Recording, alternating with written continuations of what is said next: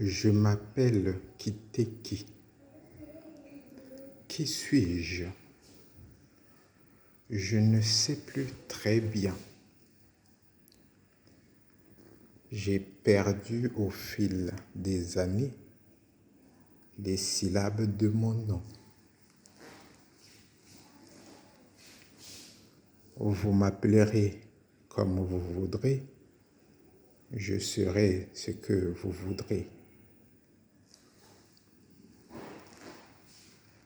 Forme tribale et inquiétante.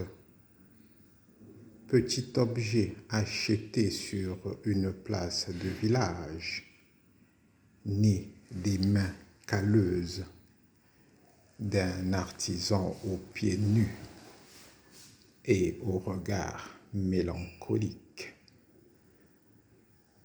Je suis né du désert, de l'incernable, né pour rassurer et pour faire peur.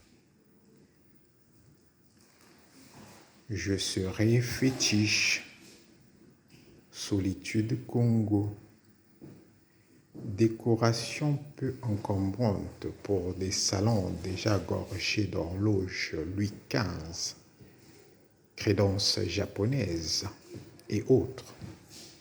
Le tout bien sûr authentique et certifié comme moi.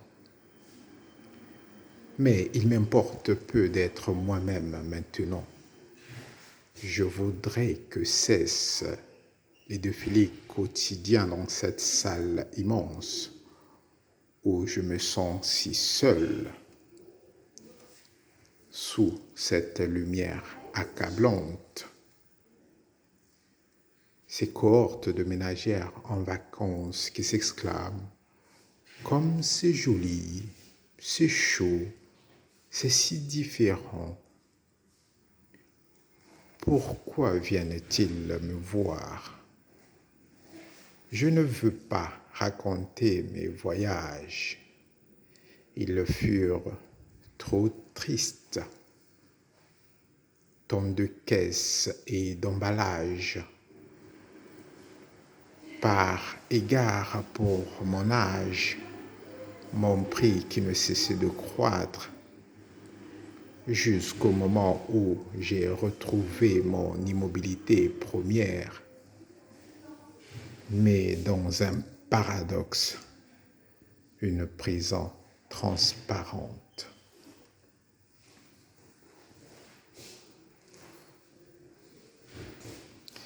Si seulement je pouvais pleurer.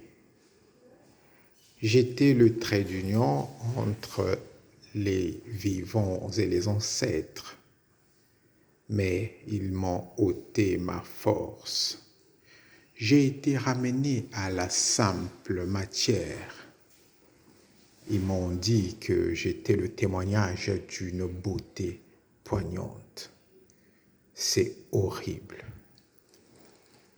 Et même ceux de mon peuple, lorsqu'ils sont de passage sur cette avenue, me regardent avec orgueil et me remercient d'exister, petite postiche, potiche, fétiche qui cicatrissent leur complexe.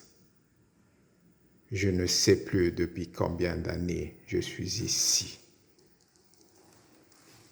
J'ai même souhaité que l'on me brise pour en finir et maudire à tout jamais celui qui m'aurait brisé. Mais rien de tout cela n'est arrivé.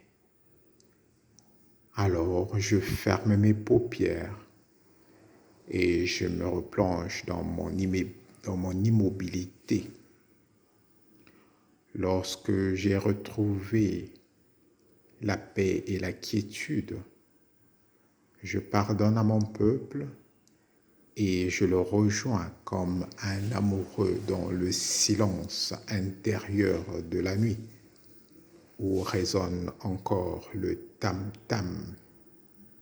Alors, je sens une immense compassion, une immense miséricorde pour ceux de mon pays. Et, soudain, nous ne faisons plus qu'un dans notre show d'intimité, dans cette cohésion inextricable et absolue, comme le plaisir qui me restitue mon courage et ma force. Gabriel Kinza.